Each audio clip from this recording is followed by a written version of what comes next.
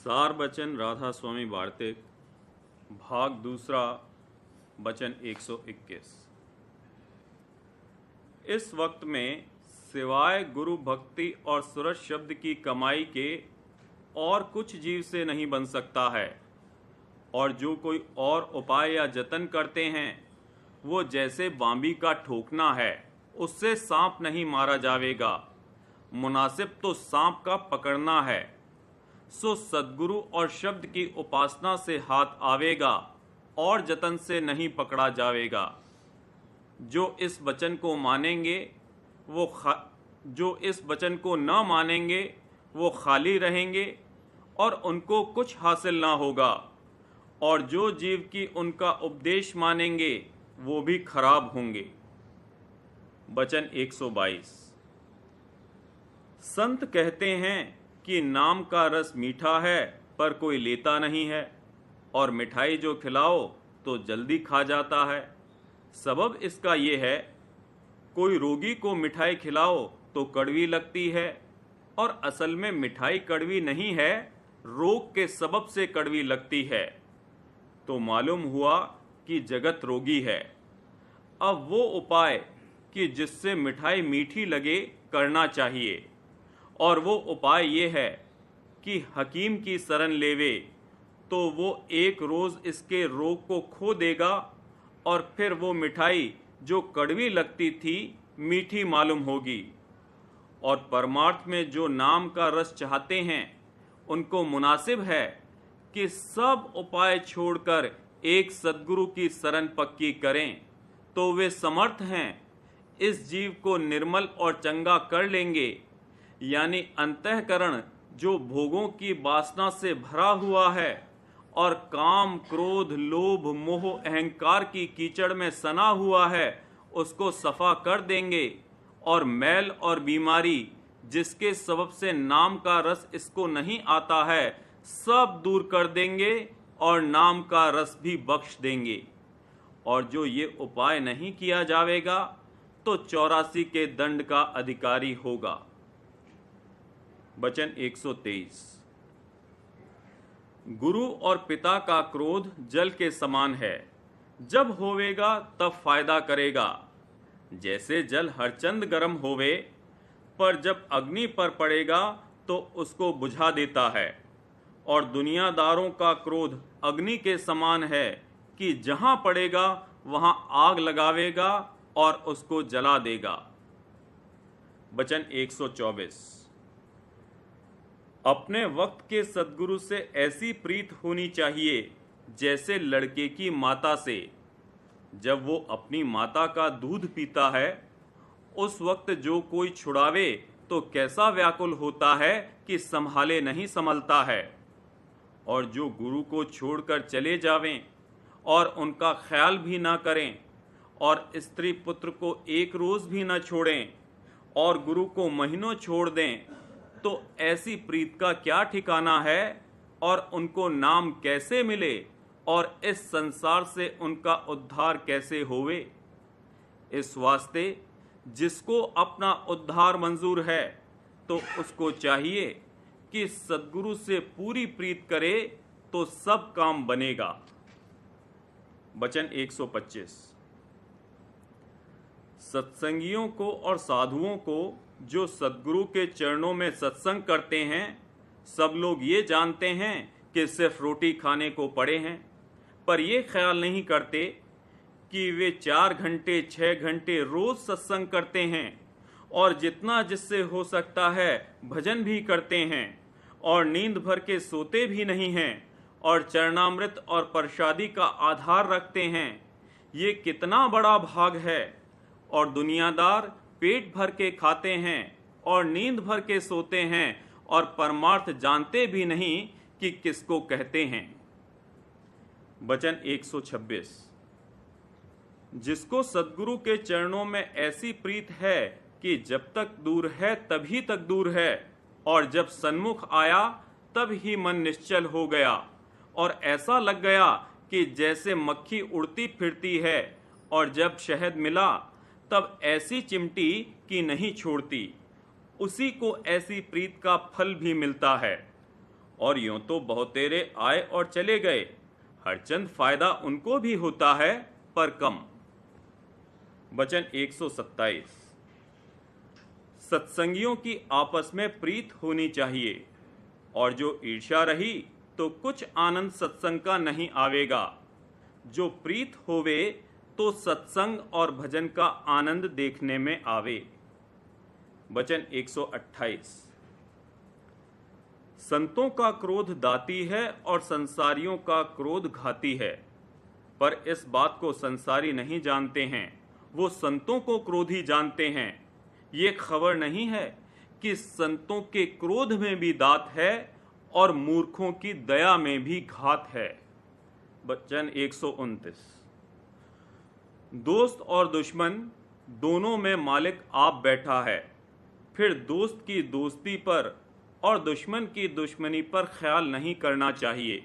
दोनों में मालिक प्रेरक है, पर यह दृष्टि सबकी नहीं हो सकती है।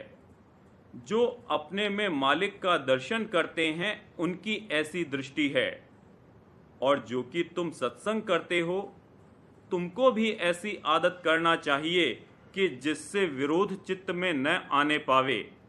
सो ये बात जल्दी हासिल नहीं होगी। जब हर रोज सत्संग करोगे और नित्य अंतर्मुख अभ्यास करोगे तब कोई काल में हासिल होगी।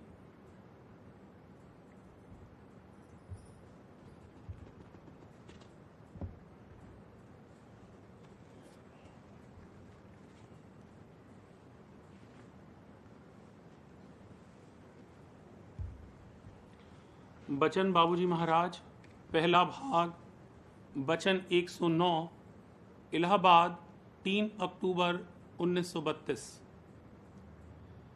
दर्शन।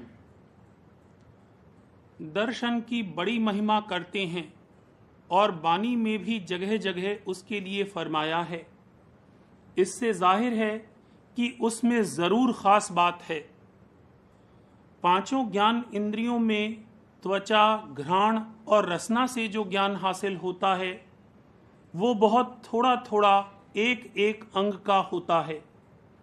संपूर्ण ज्ञान तो जब ही होता है जब दृष्टि और श्रवण शामिल हों, और यही दोनों मुख्य हैं।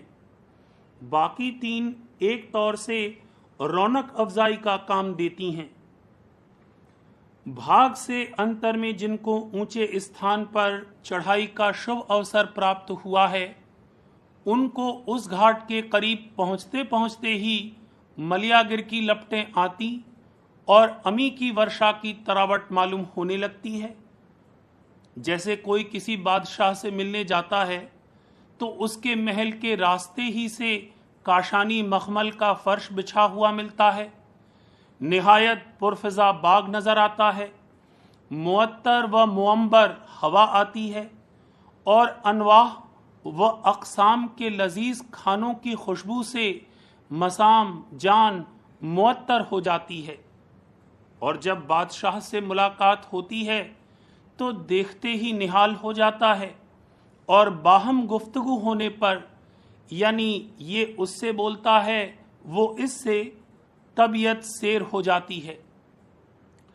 त्वचा, घ्राण और रसना आगमन की आराइश हैं।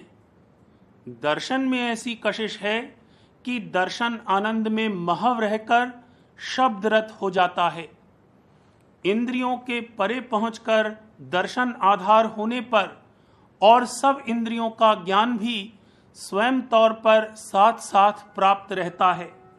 सब इंद्रियों का ज्ञान सम्मिलित प्राप्त होता है। दृष्टि और श्रवण में भेद नहीं है। जैसे वाच और लक्ष्य, गुप्त और प्रगट दोनों एक हैं। जो प्रगट रूप नर चोले में मालिक ने धारण फरमाया है, उसी में प्रीत जोड़ने से उसके शब्द रूप यानी निज रूप से जो गुप्त है मेला होगा। दर्शन पूर्ण रूप में मिलने पर दृष्टा और दृश्य में कुछ अंतर नहीं रहता, फिर आनंद ही आनंद है। बिरह बिथा के लुट गए डेरे, मिल गए राधा स्वामी बिछुड़े मेरे। कबीर साहब ने फरमाया है, दर्शन दीजे नाम सनेही, तुम बिन दुख पावे मेरी देही। दोनों तिलों की जोत को एक तिल में समेटना और एक करना दर्शन की विधि है। इसके लिए दो बातों की, एक दीनता आनी और दूसरे निर्बंध होने की जरूरत है। दया नाजिल होने के लिए दीनता रेल की पटरी का काम देती है और जितने दर्जे में निर्बंध होगा उतनी ही दीनता आवेगी। इसको ये ख्वाहिश रखनी चाहिए कि जहां जहां इसका बंधन है वो टूटकर ख्वाह ढीला होकर निर्बंध और दीन होता जावे। जब संत महात्मा की शरण लेगा तो वो बजुज इसके और क्या दया फरमावेंगे कि ये निर्बंध होता जावे और दीनता आती जावे। धीरे धीरे सब कुछ छोड़ेगा। बैराग अनुराग सहित होना चाहिए। बैराग निर्मल और पूर्ण सत्य अनुराग के आने की सीढ़ी और सड़क है। उपकार करना अच्छा है, लेकिन परमार्थी हर्ज करके उपकार करना अच्छा नहीं है। एक ही शहर में हजारों मुसीबत ज़दा दुखिया ऐसे निकलेंगे कि जिनको कोई पानी देने वाला नहीं है। अगर यही काम करने को निकले तो सुबह से शाम हो जावे और मुसीबत ज़दों के एक हिस्से तक न पहुंच सके। अगर परोपकार तुमसे बन सके जरूर करो। जो हाजतमंद तुम्हारी नजर में आए उनकी मदद करो, लेकिन ऐसी आफत अपने जिम्मे मत लो जिसमें तुम्हारा परमार्थी हर्ज हो। अगर तुम्हारे पास धन है तो इस काम के लिए हस्ब मौका कभी खुद दे दो, कभी उनको दे दो जो ये काम करते हैं। जो देश उपकार में लगे हैं उन्हें देश उपकार करने दो। वो उसी के लिए पैदा हुए हैं और ऐसे लोग हमेशा ही रहेंगे।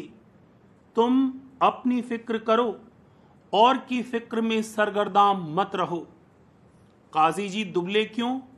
शहर के अंदेशे से। सारे संसार का बोझ अपने ऊपर मत ला दो। जो लोग मालिक से प्रार्थना करते हैं कि तुम हमारे हो जाओ, वो नादान हैं। तुम तो मन के घाट पर बैठे हो, क्या तुम्हारा होकर मालिक भी मन के घाट पर तुम्हारी मर्जी बजा लावे? मालिक से तो ये अर्ज करनी चाहिए कि हे मालिक, मुझे अपना कीजिए। गुरु मोहि लेओ आज अपनाई। जब उसने अपना लिया फिर बाकी क्या रह गया? फिर मालिक तुम्हारा ही हो गया और अवगुण तो बख्श ही दिए गए। उसके लिए अर्ज करने की भी जरूरत नहीं होगी, वो तो स्वयं उसका नतीजा होगा। जगजीवन साहब ने फरमाया है, प्रभु जी मोहि आपन जान। रोज हम सबको यही प्रार्थना करनी चाहिए कि हे मालिक, हमें निर्बंध करके अपना लीजिए।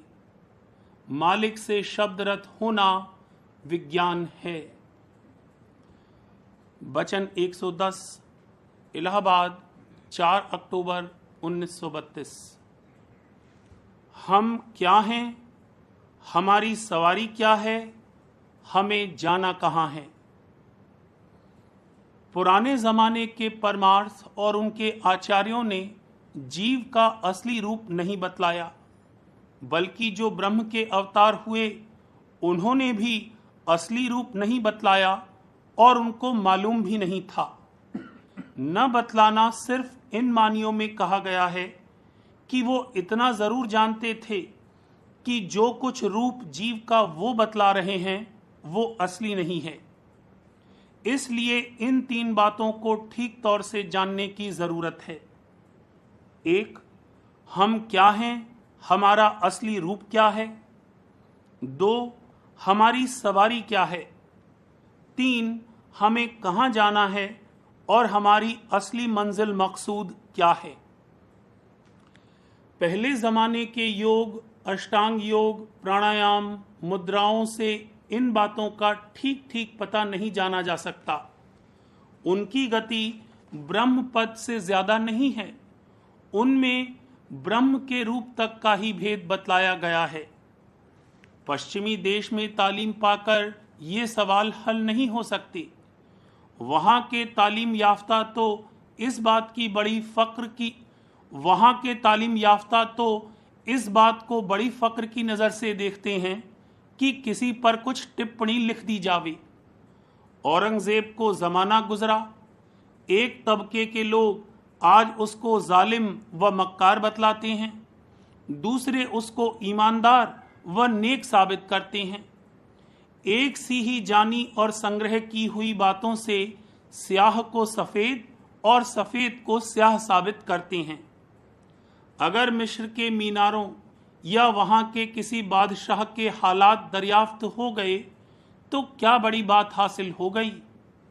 ऐसी विद्या बुद्धि समुद्र में डुबो दी जावे तब परमार्थ की समझ हासिल होवे। मनुष्य चोले ही में परमार्थ की कमाई हो सकती है, किसी और चोले में नहीं। ये मध्य का चोला है और इसमें ऊपर नीचे तरक्की और तनज़्ज़ुल हो सकता है।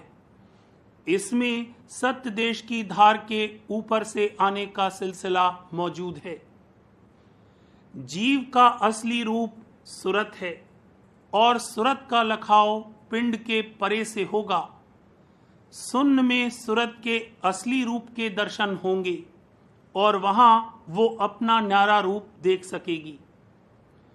इसको शब्द द्वारा अपने निज मुकाम राधा स्वामी धाम में जाना होगा।